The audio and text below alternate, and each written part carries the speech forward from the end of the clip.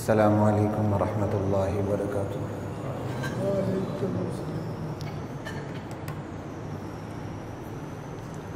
بسم اللہ والحمد للہ والصلاة والسلام علی رسول اللہ، اما بعد فاعوذ باللہ من الشیطان الرجیم، بسم اللہ الرحمن الرحیم۔ یا ایہا الذین آمنوا اتقوا اللہ ولتنظر نفس ما قدمت لغد واتقوا اللہ ان اللہ خبیر بما تعملون۔ اے ایمان والو، اللہ سے ڈرتے رہا کرو اور ہمیشہ کوشش کرو اپنے نفس کا محاسبہ کرنے کی۔ دیکھو تم نے آنے والے کل کے لیے کیا توشہ تیار کر کے لے جائے۔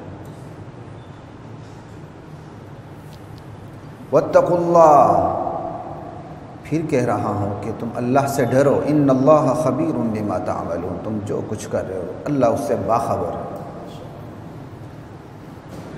حضرات محترم، یہ وبائی مرض سے پہلے کی بات ہے کہ ہم نے ایک سلسلہ، ہمارے ایک موضوع کا ایک سلسلہ چلا تھا سوالات اور جوابات کی نشست کے حوالے سے، کہ چند سوالات ایسے ہیں جن کے جواب کو آپ تلاشنے کی کوشش کریں گے تو دین کو سمجھنا اور اپنے نفس کا محاسبہ کرنا آسان ہو جائے گا۔ اس میں ہماری 5 نشستیں ہوئی تھیں۔ میرا تو خیال تھا کہ ایک آدھ نشست ہوگی تو وہ تسلسل کے ساتھ وہ سوالات قائم ہوتے چلے گئے اور 5 نشستوں پر چلے گئے تھے۔ آگے پھر وہ میرا جسم میری مرضی آ گئی، اور پھر آگے انہی کی کیا کہتے ہیں، کیا بدعمالیوں کا اثر سمجھ لیں، کرونا آ گیا، جو بھی ہوا، تو پھر یہ موضوع درمیان میں رہ گیا۔ اس کی آخری نشست باقی تھی۔ آج کی نشست میں اسی پہ بات ہوگی جو بقایا موضوع بچا ہوا ہے، چونکہ ساتھیوں کے ذہن سے باتیں نکل جاتی ہیں، اس لیے میں نے آج کی نشست میں یہ کوشش کی ہے کہ جو 5 نشستوں میں میں چیزیں آپ کے سامنے رکھ چکا ہوں، انتہائی اختصار کے ساتھ اسے بیان کرتے ہوئے جو آخری نشست آج کی چھٹی ہے، اویس جو آخری نشست ہے اس کی تکمیل کر لیں انشاءاللہ۔ تکمیل تو خیر کسی موضوع کی بھی نہیں ہو سکتی۔ اگر ان 5 نشستوں کی تفصیل چاہیے تو الحمدللہ سوشل میڈیا پہ ہماری 5 نشستیں ان کا ریکارڈ موجود ہے، وہ آپ جا کے سن سکتے ہیں، دیکھ سکتے ہیں۔ تو آج انہی 5 نشستوں کا خلاصہ بیان کرتے ہوئے جو باقی چیزیں رہتی ہیں انشاءاللہ اس پہ ہم اختتام کریں گے موضوع کو۔ چند سوالات زندگی میں ایسے ہوتے ہیں کہ بندہ چونک پڑتا ہے، اس کے 14 طبق روشن ہو جاتے ہیں، وہ سوچنے لگتا ہے کہ یار واقعی اس سوال کا جواب تو میرے پاس نہیں ہے، یا ادھورا ہے، یا پورا ہے تو بڑی خوشی کی بات، نہیں ہے تو فکر کی بات، بندہ کوشش کر لے۔ ان سوالات میں سے میں نے پہلا سوال آپ سے یہ کیا تھا کہ وہ کون سی کتاب ہے جو قرآن کی طرح لا ریب ہے، لا ریب فی، لا ریب فی، شک و شبہ سے بالا تر ہے، صحیح بخاری سے بڑھ کر محفوظ ہے، وہ کون سی کتاب ہے؟ آپ کا حافظ ابھی تو کام کرے نا، آپ ہی میرے تسلسل ہو سکتے ہیں۔ اعمال نامہ کی کتاب، اعمال نامہ یہ وہ کتاب ہے جو قرآن کی طرح لا ریب ہے، صحیح بخاری سے بڑھ کر محفوظ ہے۔ لا الہ الا اللہ۔ وَكُلَّ إِنسَانٍ أَلْزَمْنَاهُ طَائِرَهُ فِي عُنُقِهِ وَنُخْرِجُ لَهُ يَوْمَ الْقِيَامَةِ كِتَابًا يَلْقَاهُ مَنشُورًا۔ قیامت کا دن ہوگا، ہمارے ایک کی گردن میں اس کی اپنی تصنیف شدہ کتاب لٹکا دیں گے، تیری اپنی لکھی ہوئی ہے، منشورا، کھلی۔ پھر کہیں گے ہم اقرأ کتابک، پڑھ تو اپنی کتاب کو جو تیری اپنی لکھی ہوئی ہے، کفا بنفسک الیوم علیک حسیبا، آج تیرا نفس خود اپنا حساب کتاب لینے کے لیے، محاسبہ کے لیے کافی ہے۔ دوسرا سوال یہ تھا، انسان کی وہ کون سی تصنیف ہے جس کا تسلسل تا قیامت جاری ہے؟ مرنے کے بعد بھی وہ انسانی تصنیف جاری ہے، کھلی ہوئی ہے، گویا کہ وہ انسان خود ہی لکھتا جا رہا ہے، جو کرنا وہ بھرنا۔ ہاں وہ بھی ہو سکتا ہے، گناہ جاری بھی تو ہو سکتا ہے، صرف صدقہ جاری پر مطمئن نہ ہو جائے، گناہ جاری بھی ہو سکتا ہے۔ سمجھ آئی بات کی؟ ایک بندہ سینما بنا کے چلا گیا، وراثت میں سینما منتقل در منتقل ہوتا جا رہا۔ میرے والد صاحب کے دوستوں میں تھے، بڑی مشہور شخصیت تھی اس باغبان پورے کی، ان کے سینما ہال ہے۔ بچپن سے مجھے پتا تھا کہ یہ ان کے سینما ہال ہے، میں جب بھی گزرتا ہوں یہی دل پہ چوٹ پڑتی ہے۔ باپ سینما بنا کے چلا گیا، بچوں کو وراثت میں سینما مل گیا، جی ڈیجیٹل سینما اب ہو گیا، پتہ نہیں کیا کچھ ہو گیا۔ یہ تو گناہ ہے جاری ہے، یہ بندے کا اعمال نامہ ہے جس کی تصنیف تا قیامت جاری ہے۔ بندہ مر کھپ گیا لیکن اس کی تصنیف جاری ہے، کیوں؟ جو کر رہا ہے وہ مرنے کے بعد بھی اس کے اثرات جاری ہیں۔ ایک بندہ مسجد بنا کے چلا گیا، مر کھپ گیا، لیکن اس کی دی ہوئی جگہ پہ مسجد بنی ہوئی ہے، اس کی دی ہوئی جگہ پہ مسجد بنی ہوئی ہے، اس نے اس مسجد کی کنسٹرکشن پہ پیسہ خرچ کیا ہوا ہے، وہ چلا گیا لیکن نمازی اس سہولت سے مستفید ہو رہے ہیں۔ اللہ اکبر، جاری ہے صدقہ اس کا۔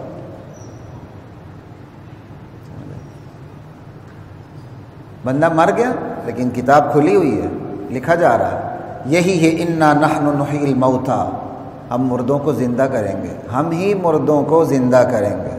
ونکتب ما قدموا وآثارهم، جو کچھ اس نے آگے بھیجا ہے اسے ہم لکھ رہے ہیں، صرف اسے نہیں لکھ رہے، جو آگے بھیج رہا ہے صرف وہ نہیں لکھ رہے، اس کے اثرات جو مرتب ہو رہے ہیں ہم اس کو بھی لکھتے ہی جا رہے ہیں۔ یہ آیت جتنا اطمینان دیتی ہے اتنا ہی فکر میں بھی ڈال دیتی ہے کہ جو اس نے کیے ہیں، جو کرنے پر جو اثر مرتب ہو رہا ہے ہم اسے بھی لکھتے جا رہے ہیں، تاریخ وار، ترتیب وار، سب کچھ۔ لا الہ الا اللہ۔ 2 سوالات۔ تیسرا سوال، وہ کون سی امت ہے جو سب سے زیادہ عبادت گزار ہے؟ یہودی، عیسائی یا مسلمان؟ آج بھی اس گزرے دور میں سب سے زیادہ عبادت گزار جو امت ہے وہ امت محمدیہ ہے صلی اللہ تعالی علیہ وآلہ وسلم۔ چرچ مسجدوں میں تبدیل ہو رہے ہیں، آئے دن چرچ مسلمان خریدتے ہیں اور مسجدوں میں تبدیلی ہو رہی، یہاں تک کہ یہ کبھی بہت کم ایسا ہوا ہے یہودیوں کی عبادت گاہ بھی مسلمانوں نے خریدی ہے اور وہ عبادت مسجد میں تبدیل ہو چکی ہے۔ لا الہ، ٹھیک، لیکن اس کے ساتھ ہی سوال ہے وہ کون سی امت ہے جو دنیا کی صفوں میں سب سے پچھلی صف میں کھڑی نہیں، بیٹھی ہوئی ہے؟ امت محمدیہ۔ کیوں بھائی؟ سب سے زیادہ عبادت گزار بھی امت محمدیہ، تو پھر تو سب سے زیادہ آگے اس کو ہونا چاہیے۔ کوئی دانشور کہے گا اس کے پاس ٹیکنالوجی کی کمی ہے، سائنس کی کمی ہے، تو اکیلے رشیا کے پاس جتنے ایٹم بم تھے وہ تو پوری دنیا کے پاس بھی اتنے نہیں ہیں، کم و بیش۔ پھر اس کی کیسی بساط لپیٹ دی گئی، ٹکڑے ٹکڑے ہو گیا سوویت یونین، آج دنیا کے جغرافیے پر موجود نہیں ہے، اور ٹکڑے ان نہتے لوگوں نے کیا۔ آج بھی آپ دیکھ لیں 50 سے 60 ملکوں کی فوج افغانستان کے اندر برسر پیکار ہے، اب تھی ہوتی جا رہی ہے۔ اس سے بڑھ کر زندہ معجزہ کیا ہو؟ دنیا کی تاریخ میں ایسی مثال نہیں ملتی کہ پوری دنیا کفر متحد ہو کے ایک ایسے ملک پر حملہ آور ہو جس کے پاس ہوائی فورس سرے سے نہیں، ٹینک توپ خانے ہیں ہی نہیں، دشمنوں کا حملہ اسلحہ چھین کے لڑنے والی قوم ہے، چھان برا کھا کے گزارا کرنے والی قوم ہے۔ ہاں دشمن کا دشمن اپنی دشمنی نبھاتے ہوئے ان کو اسلحہ دے تو یہ اور بات ہے، یا کوئی ملک اپنے ذاتی مفادات میں اپنے وطن کی حفاظت کرتے ہوئے اسلحہ دے یا کوئی لاجسٹک سپورٹ فراہم کرے تو اور بات ہے، وہ اپنے لیے کر رہا ہے، وہ ان کے لیے نہیں کر رہا۔ ہمیں پتہ ہے ہم لڑنے والے لوگ نہیں، صرف ہماری فوج لڑتی ہے، وہ یہاں داخل ہو گیا ہمیں بند باندھنا ہمارے لیے مشکل ہو جائے گا، ہم نے دشمن کا بند وہاں باندھ دیا، لیکن اپنے لیے کیا۔ امت کا تصور تو خیر ہے ہی نہیں ہے، سرے سے غائب ہے۔ لا الہ الا اللہ۔ تو بات خیر یہ ہے کہ وہ کون سی امت ہے جو سب سے زیادہ عبادت گزار ہے لیکن سب سے پچھلی صف میں کھڑی اقوام عالم میں؟ اس کی وجہ کیا ہے؟ اس کی وجہ سائنس اور ٹیکنالوجی تو نہیں ہے، سائنس اور ٹیکنالوجی تو بڑے بڑوں کے پاس ہی، وہ تباہ و برباد کیوں ہو گئی؟ قرآن کا مطالعہ بتاتا ہے ہر قوم تباہ ہوئی تو پستی میں آ کے تباہ نہیں ہوئی، سائنس اور ٹیکنالوجی کے حوالے سے اپنے عروج پہ تھی تب تباہ ہوئی۔ اور جس سے قرآن کو پڑھنا نہیں، لینن کارس مارس کے کیا کہتے ہیں ان لوگوں کے کتابیں پڑھنی، اسے کیا پتا ہے کہ عروج و زوال کے اسباب کیا ہیں؟ لا الہ الا اللہ۔ قوم عاد، قوم سمود، جتنی بڑی بڑی قومیں تھیں اپنے عروج پہ جا کے تباہ ہوئی ہیں۔ بھائی قریب زمانے میں 1400 سال پہلے ایران کی سپر پاور تباہ و برباد ہو گئی نہتے صحابہ کے ہاتھوں، روم کی سپر پاور تباہ ہوئی نہتے صحابہ کے ہاتھوں۔ کب تباہ ہوئی؟ جو وہ اپنے عروج پہ تھی اس وقت تباہ ہوئی۔ یہ نہیں کہ وہ کنگال ہو چکی تھی، ان کے پاس کچھ بھی نہیں تھا، ان کی معیشت تباہ ہو چکی تھی، ان کا اسلحہ تھا ہی نہیں، خانہ بدوشوں نے جا کے قبضہ کر لیا، ایسا نہیں ہوا۔ لا الہ الا اللہ۔ دنیاوی لحاظ سے عروج پہ تھی۔ تو وہی ہے کہ وجہ کیا ہے؟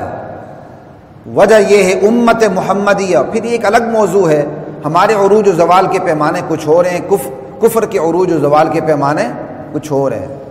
ہمارے عروج و زوال کے پیمانے جو ہیں وہ دین سے وابستہ ہیں، دین کے ہوتے ہوئے ساتھ دنیا ہو تو ٹھیک ہے، اور کفر کے عروج و زوال کے پیمانے ان کے مادیات کے ساتھ وابستہ ہیں کہ ان کی افرادی قوت کتنی ہے، ان کے ہتھیار کتنے ہیں، پھر وہ ایک دوسرے پر چڑھائی کر کے کامیاب ہو جاتے ہیں۔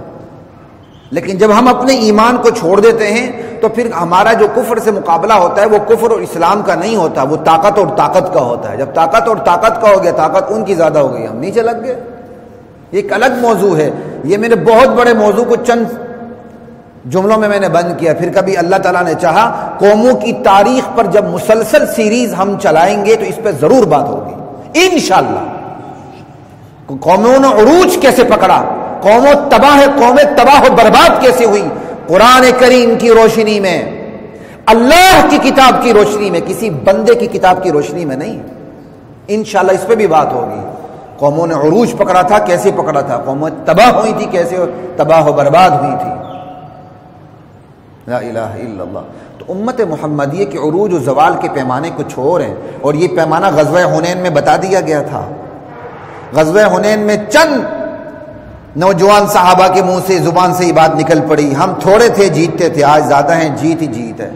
اللہ نے غزوہ حنین میں شاید وہ واحد غزوہ ہے جس پہ مسلمان زیادہ تھے اور کافر کم تھے، اور یہ وہی غزوہ ہے جس پہ پانسا پلٹ گیا، وہ غالب آنا شروع ہو گیا، مغلوب ہونا شروع ہو گیا۔ اللہ نے کہا یہ تمہارے زبان سے منہ سے نکلا تو کیوں نکلا؟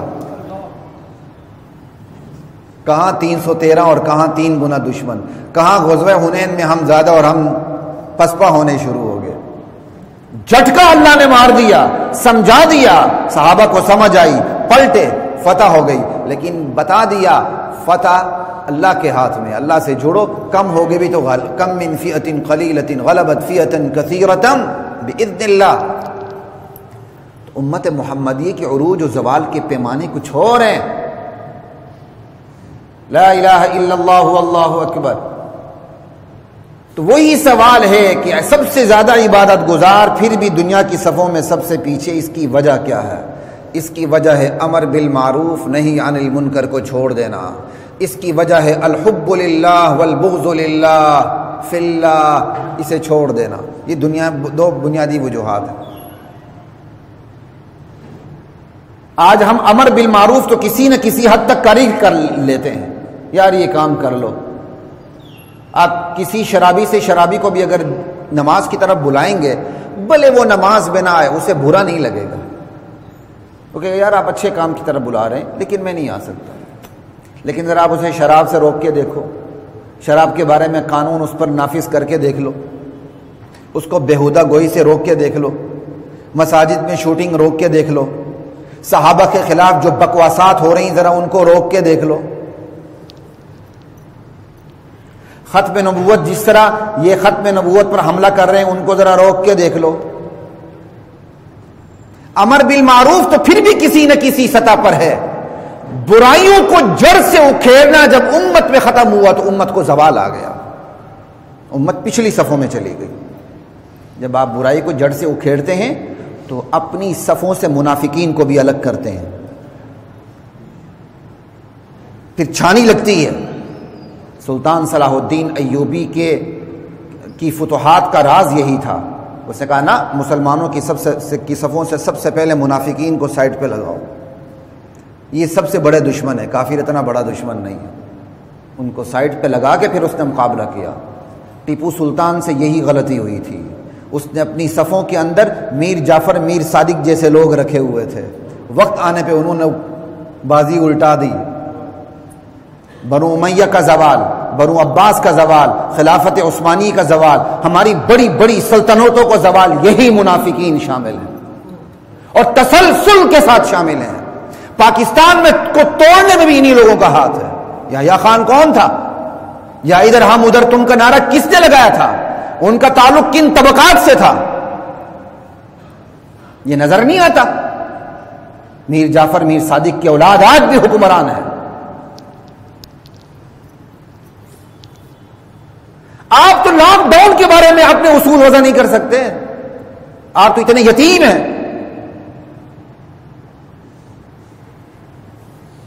لا الہ الا اللہ واللہ اکبر۔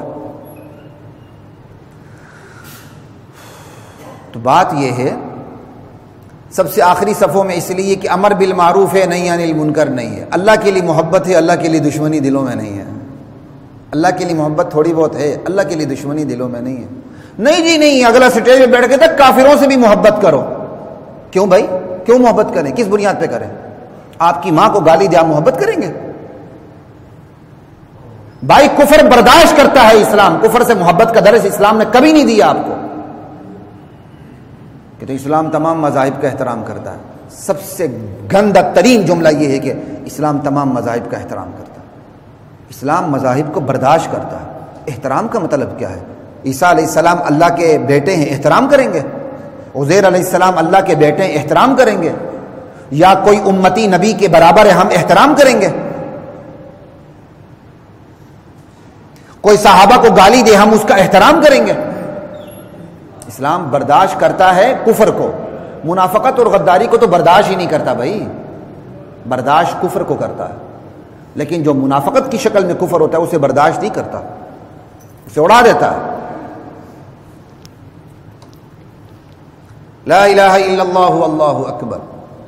اس کی وجہ یہ ہے کہ امر بالمعروف تھوڑا بہت ہے، اس کے پردے میں نہیں عن المنکر چھوٹ گیا، کہتا دل آزاری نہیں ہونی چاہیے، لیکن اس عنوان کے نیچے ایک پوری داستان ہے، دین بیان ہی نہ کرو کیونکہ دل آزاری ہوتی ہے۔ طائف میں اللہ کے نبی لوہ لوہان ہوئے، اللہ کے نبی نے تو دین بیان کیا تھا، لیکن اس دین کو بیان کرنے سے مجھے بتائیں طائف کے قبائل کی دل آزاری ہوئی تھی کہ نہیں ہوئی تھی؟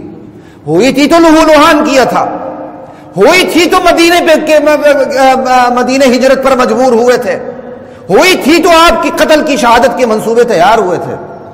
اپنے مسلک کو چھیڑو نہ، دوسرے کے مسلک کو چھوڑو نہ.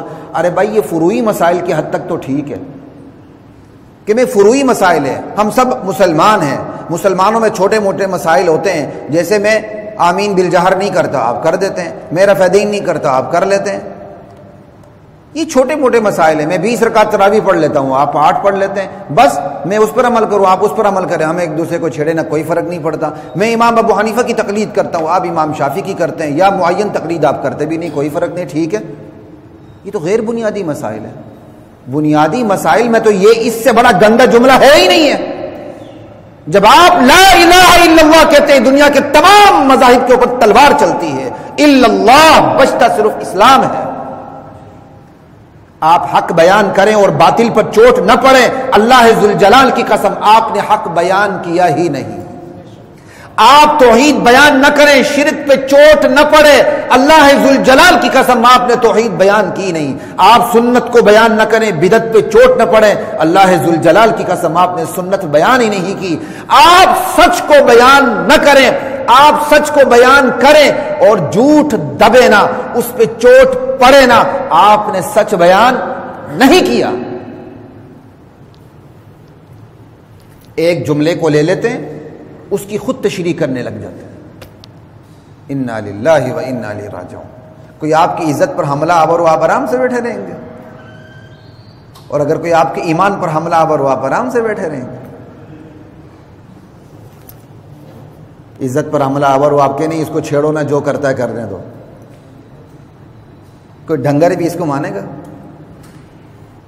لا الہ الا اللہ.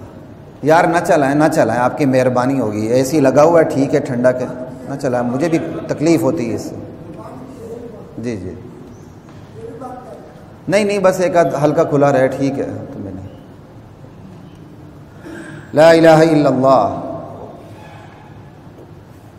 خیر میں اس سے آگے نہیں جاؤں گا سوالات، کیونکہ آج اس کو میں نے تکمیل کرنی ہے. اگلا سوال یہ ہے، کیا آپ اسلام کے نمائندے ہیں؟ کیا آپ اسلام کے نمائندے ہیں؟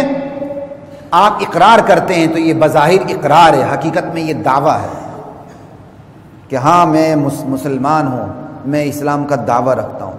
بظاہر اقرار ہے، حقیقت میں دعویٰ کر رہے ہیں آپ، اور دعویٰ کے لیے دلیل کی ضرورت ہوتی ہے. دلیل کیا ہے کہ میں اور آپ اسلام کے نمائندے ہیں؟ دلیل ہونی چاہیے. دلیل وہ اسلام کی بنیادی تعلیمات ہیں، وہ میرے اور آپ کے پاس ہیں. بس سوچ لیں کتنی ہیں، سوچ لیں کہ ایک شخص کو بنیادی تعلیمات کا عطا پتہ کتنا ہے، اس پر عمل کتنا ہے. اس کا عطا پتہ ہونا، اس پر عمل ہونا، یہی دلیل ہے ہم اسلام کے نمائندے ہیں. بس میرے سمیت ہر بندہ سوچ لے اس کی دلیل پوری ہے یا ادھوری ہے یا اس کے پاس ہے ہی نہیں. اور یہ بھی یاد رکھیں، جب میں اور آپ اسلام کے نمائندے ہیں تو اب میری اور آپ کی زندگی نیری میری اور آپ کی زندگی نہیں ہے.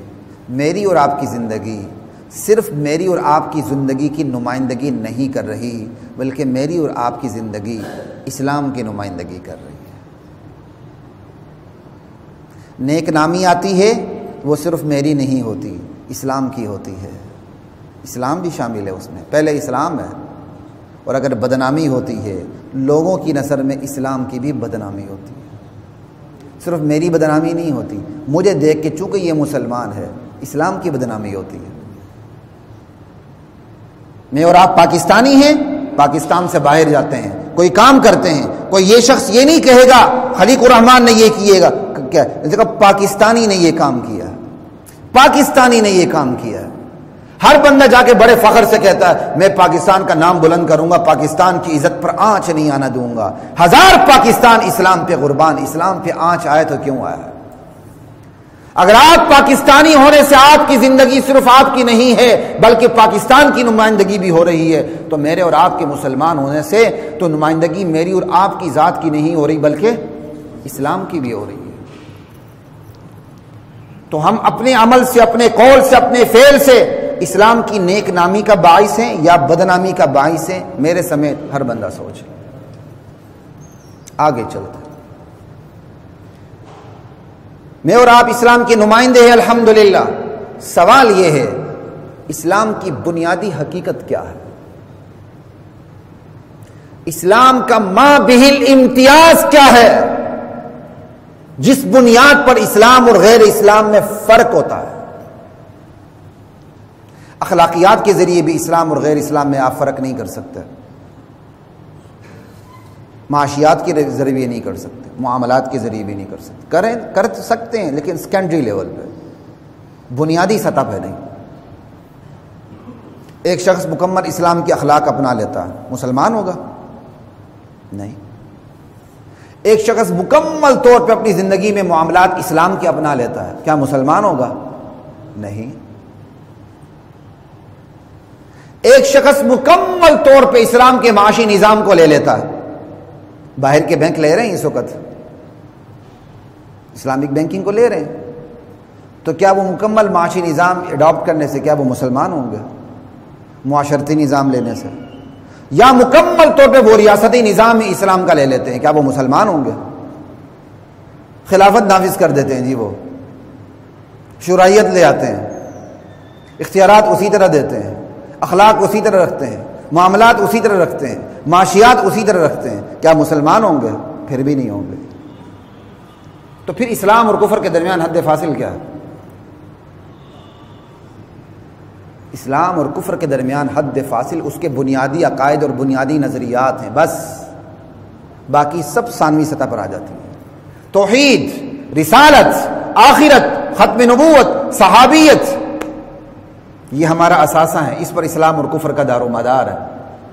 یہ ہوتے ہوئے باقی چیزیں نہ بھی ہوں تو پھر بھی کام چل سکتا ہے، یہ نہ ہو باقی سب کچھ ہو پھر بھی مسلمان ہم. ہر قوم کی اپنی ایک بنیادی خصوصیت ہوتی ہے جس خصوصیت کی بنیاد پہ وہ پہچانی جاتی ہے. ہر جغرافی کی اپنی ایک بنیادی خصوصیت ہوتی ہے جس بنیاد پر وہ جغرافی اپنی شناخت رکھتا ہے. اسلام بھی اپنی بنیادی خصوصیات رکھتا ہے جس کی بنا پر وہ اپنی شناخت رکھتا ہے. اسلام کی بنیادی خصوصیت سب سے پہلے اللہ کی توحید ہے، اس کے بعد اللہ کے بیچے ہوئے نمائندوں کی رسالت اور نبوت ہے، اس کے بعد اس رسالت اور نبوت پر ایمان لانے والی پہلی جماعت کا کردار ہے جس بنیاد پہ وہ سارے کا سارا جو نبی کا ذخیرہ ہے عملی طور پر وہ میرے اور آپ تک منتقل ہوتا ہے. اگر اس جماعت پر بھروسہ نہ کیا جائے، اس پر انحصار نہ کیا جائے تو نبی سے منتقل ہونے والے پورے دین پر سے اعتماد ختم ہو جاتا ہے. یہ پورا قرآن آپ کے پاس کس ذریعے سے پہنچا ہے؟ صحابہ کے ذریعے سے. بس اگر آپ صحابہ پر اعتماد ختم کر دیں تو پھر یہ نظریات ایجاد کرنے پڑتے ہیں کہ قرآن میں تحریف ہوئی ہے، اصل قرآن یہ نہیں ہے، اصل قرآن تو کوئی امام لے کے غار میں غائب ہو چکا ہے. پھر تاریخ ایجاد کرنی پڑتی ہے، پھر صحابہ کو گالیاں دینی پڑتی ہیں. انا للہ و انا الیہ راجعون. اسلام کا ما بہ الامتیاز اس کے بنیادی عقائد اور نظریات ہیں. یہ نظریہ پاکستان نظریہ اسلام ہی تو ہے. پاکستان کا مطلب کیا؟ لا الہ الا اللہ.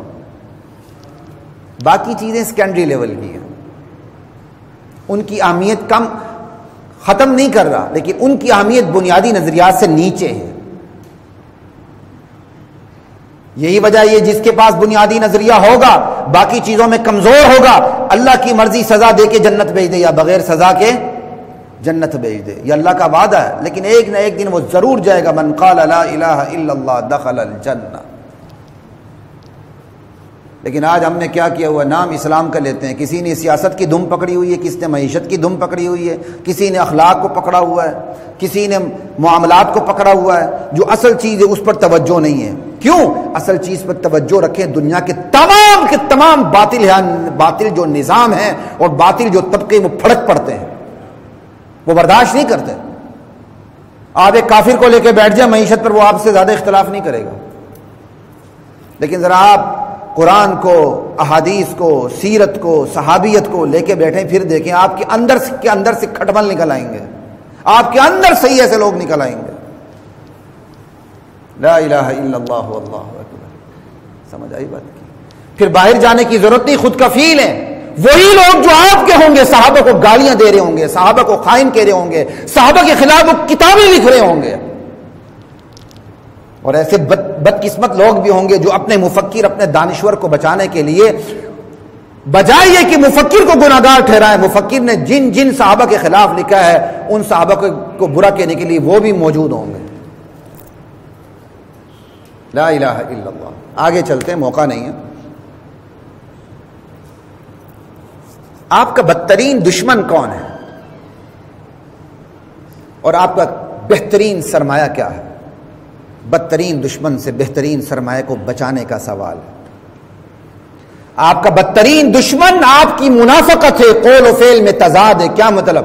میرا اور آپ کا بدترین دشمن میرا اور آپ کا نفس ہے، منافقت ہے. یہ منافقت عملی بھی ہو جاتی ہے، یہ منافقت اعتقادی بھی ہو جاتی ہے. بندہ عقیدے کا منافق ہو جاتا ہے، اتو مسلمان، وچوں کافر. اب یہ چیزیں کم نہیں ہیں، بہت ہو چکی ہیں. اوپر سے اسلام کا نعرہ، اندر جو نظریات ہیں وہ یہود اور نصارہ کو بھی شرم آیا ہم ایسے نظریات رکھنے لگتے ہیں. لا الہ الا اللہ. بدترین دشمن منافقت ہے. اس منافق دشمن سے جو میں خود بھی ہو سکتا ہوں، میری ذات بھی ہو سکتی ہے، آپ میں سے ہر ایک کی ذات بھی ہو سکتی ہے، اور یہ منافقت میری ذات سے باہر بھی ہو سکتی ہے.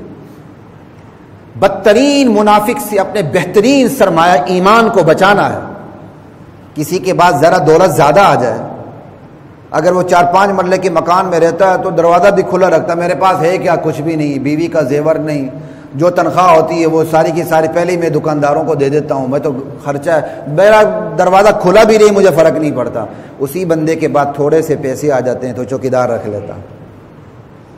چوکیدار رکھنے کے باوجود بھی اس کو لٹنے کا خطرہ ہوتا ہے، بینکوں میں لا کر کھول دیتا ہے، یہ کرتا وہ کرتا ہے. کیوں؟ پیسے کی قیمت ہے. پیسہ قیمتی، ایمان قیمتی ہے. آپ کو پیسوں کے حوالے سے چکنا ہونے کی مکمل اجازت ہے، بلکہ ہونا چاہیے، لیکن ایمان کے حوالے سے اس سے زیادہ چکنا ہونے کی ضرورت ہے کہ میرے ایمان پہ کون حملہ آور ہے، میرے دوستوں میں کون ہے جو صحابہ پر بکواس کرتا ہے پھر بھی میرا دوست بنا ہوا ہے، جو ابو بکر صدیق کو کافر کہتا ہے پھر بھی میرا دوست بنا ہوا ہے، جو عمر فاروق کو ظالم کہتا ہے پھر بھی میرا دوست بنا ہوا ہے، جو امیر معاویہ اور حضرت عثمان کو خائن کہتا ہے پھر بھی وہ میرا دوست بنا ہوا ہے، میرا مجلسی بندہ ہے. لا الہ الا اللہ. یہ ہے آپ اپنے بدترین دشمن سے اپنے بہترین سرمایہ ایمان کو بچانا ہے. اگلی بات، لا الہ الا اللہ. آپ کی سیرت، آپ کی صورت، نبی کی سیرت، نبی کی صورت سے کتنی مشابہت رکھتی ہے. ہم نبی کے نام لیوا ہے نا، محمد الرسول اللہ صلی اللہ علیہ وسلم. کل انشاءاللہ ہم نے حوض کوثر سے آپ کے ہاتھوں جام پینا ہے. اللہ مجھے اور آپ کو نصیب فرمائے.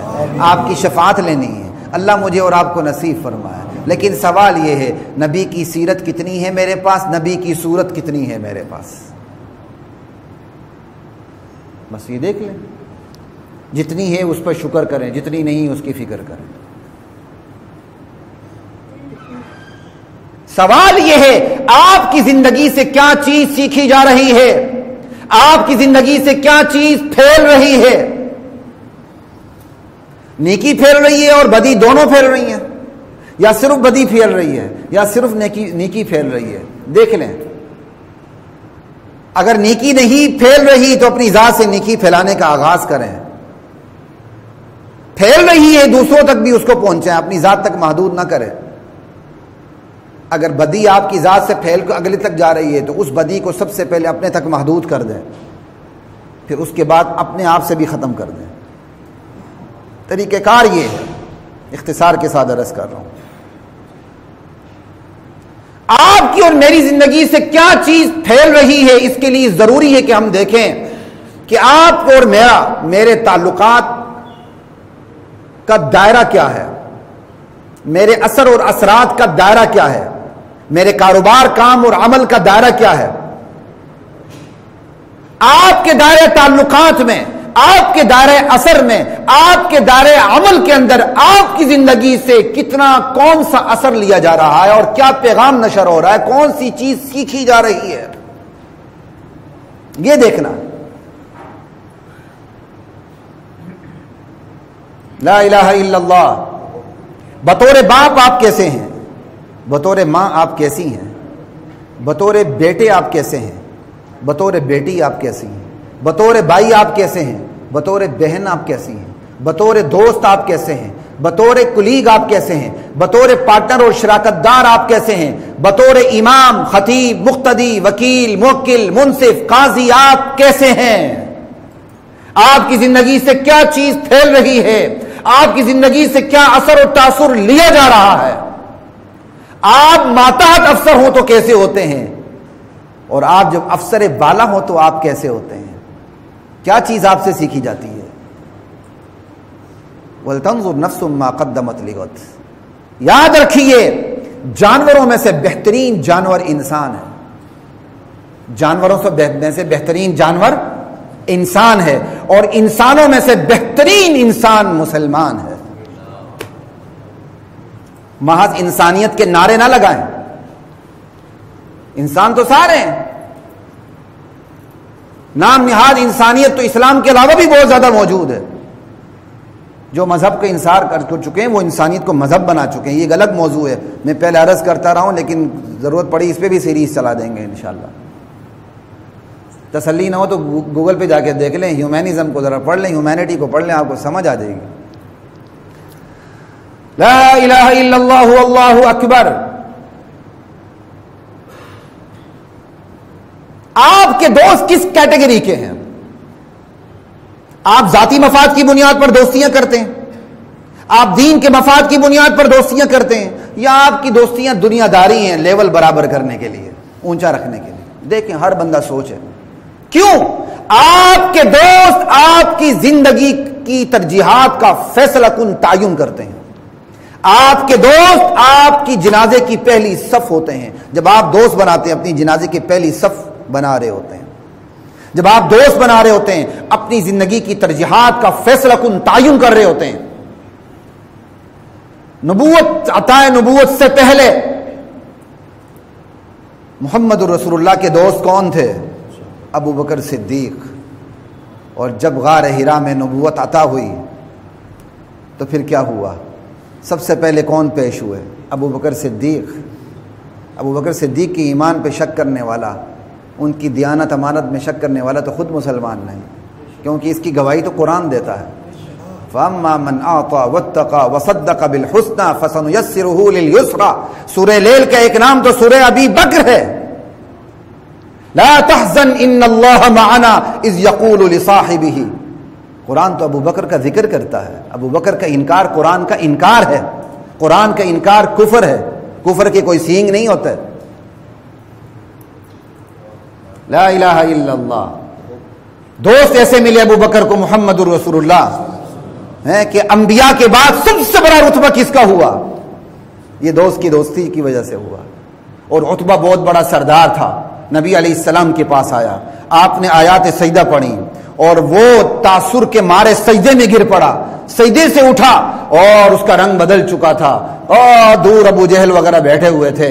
وہ چلا اٹھے، عتبہ جو تو چہرہ لے کر آیا تھا وہ چہرہ لے کے واپس نہیں آیا، لگتا محمد کا جادو تجھ پہ چل چکا صلی اللہ علیہ وسلم. اس نے کہا اس بندے کو ایسے رہنے دو، یہ غالب آ کے رہے گا. باوجود جاننے کے دوستوں کی دوستی کی وجہ سے ایمان قبول نہ کر سکا، فی النار ہو گیا. دوست کی دوستی ایسی ہوتی ہے، آپ کی زندگی کی ترجیحات کا فیصلہ کن تعین کرتے ہیں دوست. آپ نے دوستی کو آسان سمجھ رکھا ہوا. خیر آگے چلتے ہیں، 5 منٹ ہے، میں اس کو وائنڈ اپ کرتا ہوں. لا الہ الا اللہ اللہ اکبر. سوال یہ ہے کہ کیا آپ کو اللہ نے کبھی آواز دی ہے؟ کیا آپ کی کبھی یہ کیفیت بنی ہے کہ اللہ آپ کو آواز دے رہا ہے، میرے بندے میری راہ میں خرچ کر، میرے بندے نماز کے لیے اٹھ، میرے بندے حج کر، میرے بندے زکوٰۃ دے؟ وہ براہ راست آپ کے دل پہ دستک ہوئی، کبھی کیفیت بنی کہ اللہ براہ راست مجھے پکار رہا ہے، مجھ سے مخاطب ہے، مجھے دیکھ رہا ہے؟ لا الہ الا اللہ. کیا آپ کو کبھی اللہ نے آواز دی ہے یا ایھا الذین آمنوا کونوا انصار اللہ؟ اے ایمان والو اللہ کے دین کے مددگار بن جاؤ، اللہ کے مددگار بن جاؤ. اللہ کو اپنا یہ دین اتنا عزیز ہے کہ اللہ نے اپنے دین کی مدد کو خود اپنی مدد قرار دیا ہے. یہ اسلوب ہوتا ہے کلام کا ایک زور پیدا کرنے کے لیے ان تنصروا اللہ ینصرکم، میرے بندو تم میری مدد کرو میں تمہاری مدد کروں گا۔ اللہ نے اپنے دین کی مدد کو اپنی مدد قرار دیا ہے۔ یہ کلام میں زور ڈالنے کا ایک اسلوب ہوتا ہے۔ کبھی آپ کو اللہ نے آواز دی ہے؟ اگر دی ہے تو لبیک کتنا کہا ہے آپ نے؟ سوچیں، یہاں تو ہم 10 روپے مسجد کو دینے کے بعد حکمرانی کرتے ہیں۔ مسجد میں اگر آپ نے کسی بندے کو دیکھنا ہو کہ جس نے سب سے زیادہ پیسہ خرچ کیا ہے تو کتنا آسان ہوتا ہے دیکھنا۔ جو مسجد میں آتے ہی اکڑ جائے، کبھی بٹنوں کو دیکھے، کبھی پنکھوں کو دیکھے، کبھی ادھر دیکھے، کبھی ادھر دیکھے، امام کو بھی آنکھیں دکھائے، مؤذن کو بھی آنکھیں دکھائے، کیونکہ امام کے تو بڑے خدا ہوتے ہیں نا، چاہے وہ بیوی سے چھتر کھائے وہ امام پہ حکمرانی کرتا ہے آ کے۔ سمجھ آئی بات؟ بس سمجھ لیں کہ یہ سب سے بڑا ڈونر ہے مسجد کا۔ ہم اپنی ڈونیشن کا بیڑا غرق اس طرح کرتے ہیں۔ بس یہ دیکھیے کیا اللہ نے آپ کو آواز دی ہے؟ اپنی مدد کے لیے اللہ نے آپ کو پکارا۔ اللہ کو مدد کی ضرورت کیا ہے؟ لیکن اسلوب ہے۔ سوال یہ ہے کہ آپ نے دین کہاں سے سیکھا ہے، کیسے سیکھا ہے؟ دین کو دینی تعلیمات سے متاثر ہو کے سیکھا ہے؟ دین کو دینداروں سے متاثر ہو کے سیکھا ہے؟ یا دین کو کسی دنیا دار سے متاثر ہو کے دیکھا ہے؟ بہت بڑا سنگر مائیکل جیکسن اسلام لایا تو آپ نے کہا یار دین بڑا اچھا ہے چلو مسلمان ہوتے ہیں۔ بہت بڑا کوئی کرکٹر تبلیغ میں لگ گیا، آپ نے کہا چلو وہ داڑھی رکھ لی میں بھی داڑھی رکھ لوں۔ کل وہ کٹا دے گا تو کیا بنے گا آپ کا؟ آپ نے دین کہاں سے سیکھا ہے؟ کس سے متاثر ہو کے سیکھا ہے؟ بہت بڑا سوال ہے، اس پہ غور کریں جا کے، وقت نہیں ہے۔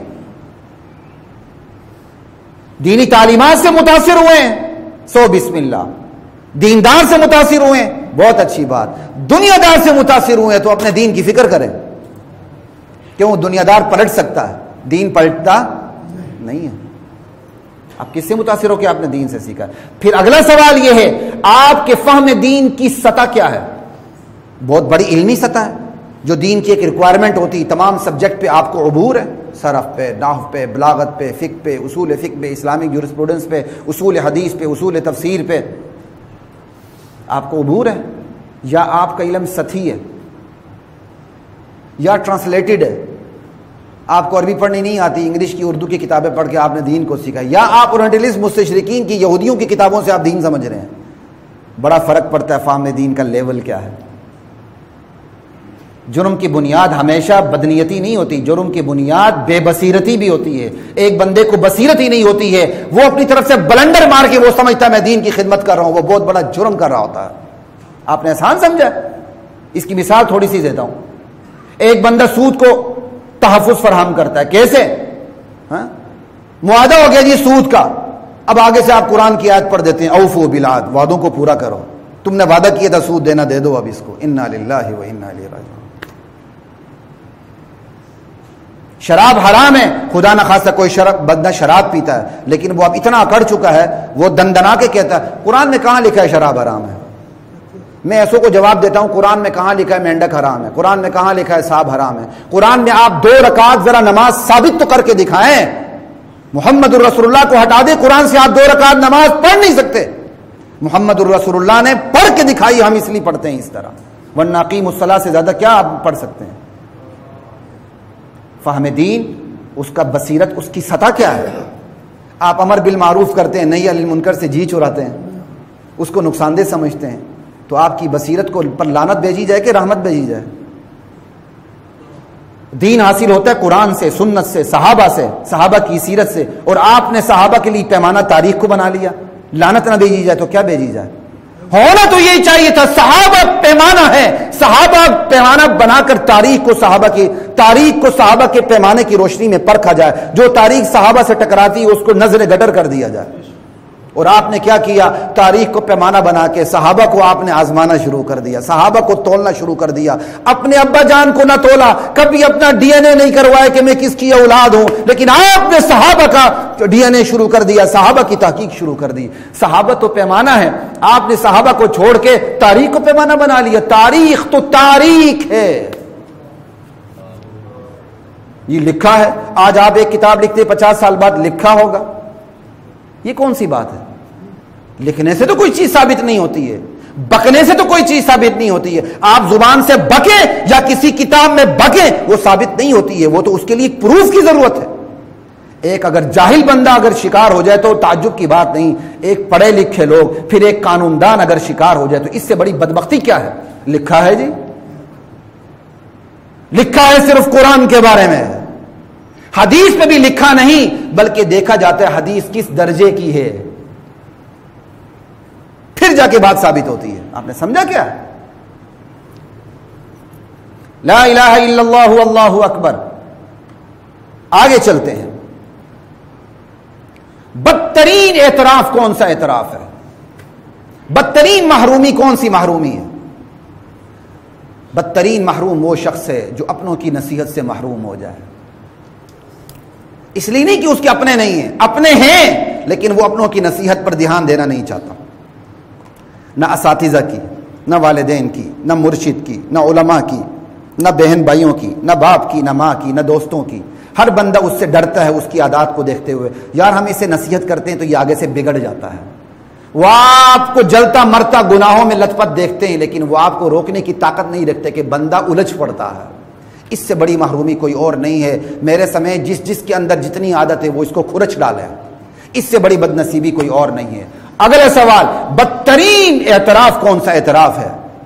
یہاں کا اعتراف پہ آپ چھڑ جاتے ہیں، یہاں تو بڑے بڑے وعدہ معاف شاہی گواہ بن جاتے ہیں بھائی، یہاں تو نظریہ ضرورت ہر جگہ چل جاتا ہے، لیکن بدترین اعتراف قیامت کا اعتراف ہے جب بندہ کہے گا یا لیتنا اطعنا اللہ واطعنا الرسول، ہائے کاش میں اللہ اور اس کے رسول کی مان لیتا، یا لیتنی لم اتخذ فلانا خلیلا، ہائے کاش میں فلانے کو دوست بناتا یوں گمراہ نہ ہوتا، یا لیتنی اتخذت مع الرسول سبیلا، ہائے کاش میں رسول کا راستہ اپنا لیتا آج گمراہ نہ ہوتا۔ اس سے بڑا کوئی اعتراف نہیں ہے، بدترین اعتراف ہے۔ کیوں؟ اس اعتراف کا کوئی فائدہ نہیں ہے۔ بدترین ہار کون سی ہے؟ دنیا میں ہار ہوتی ہے، بندہ جیت جاتا ہے، جیت جاتا ہے، ہار جاتا ہے۔ بدترین ہار وہ ہے جس کے بعد نہ جیت ہے نہ ہار ہے، ہار ہی ہار ہے۔ اس لیے قیامت کا نام ایک تغابن بھی ہے، تغابن ہار جیت کے فیصلے کو دن کو کہتے ہیں، یوم التغابن۔ بدترین ہار آنے والے اٹل دن کی ہار ہے، جو وہاں ہارا ہمیش کے لیے ہارا، جو جیتا ہمیش کے لیے جیتا۔ لا الہ الا اللہ واللہ اکبر۔ تو حضرات محترم، یہ وہ سوالات ہیں جس پر مجھے اور آپ کو توجہ دینے کی ضرورت ہے، محاسبہ کریں اپنا۔ اور آخری سوال آپ سے یہ کر رہا ہوں، سماج کے اندر سدھار کی کوششیں ناکام کیوں ہوتی ہیں؟ بندہ کوششیں کرتا ہے نا، ناکام کیوں ہوتی ہیں؟ اس لیے ہوتی ہیں، دراصل فرد اور معاشرے کو دونوں بھول جاتے ہیں، یا فرد اپنے آپ کو یاد رکھتا ہے، خود کو سدھارتا ہے لیکن معاشرے کو سدھارنے کی کوشش نہیں کرتا، یا تیسری صورت یہ ہوتی ہے وہ معاشرے کو سدھارتا ہے لیکن خود کو سدھارتا، ممبر پہ بیٹھ کے بڑی بڑی باتیں کرتا ہے لیکن خود کو سدھارتا نہیں ہے۔ اللہ میرے اور آپ کی حفاظت فرمائے، بڑا خطرناک ممبر ہے یہ، بندہ خود کے اور عمل نہ کرے۔ سماج کی سدھار کی کوششیں اس لیے ناکام ہوتی ہیں۔ اور ایک بات یاد رکھیں، فرد، معاشرہ، ریاست، سیاست، قیادت، یہ آپس میں گندی ہوئی چیزیں ہیں۔ اصلاح کی کوششیں ان پانچوں سے جڑی ہوئی ہیں۔ اگر ایک شخص صحابہ کے خلاف نازیبا الفاظ استعمال کرتا ہے لیکن ریاست اس کو پکڑتی نہیں، گونگی بہری شیطان بن کے بیٹھی ہوئی ہے، پھر آپے سے لوگ باہر ہو کے اسلحہ اٹھا لیتے ہیں، تو پھر قواریت تو آ گئی، بدامنی تو آ گئی۔ اس کی ذمہ دار پھر عوام نہیں، پھر ریاست ہے۔ ریاست ہوش کے ناخن لے کہ نبی کریم صلی اللہ علیہ وسلم نے جن کو اپنی بیٹیاں دیں، جن سے بیٹیاں لیں، ان پر ہم کفر کے فتوے لگانے شروع کر دیں؟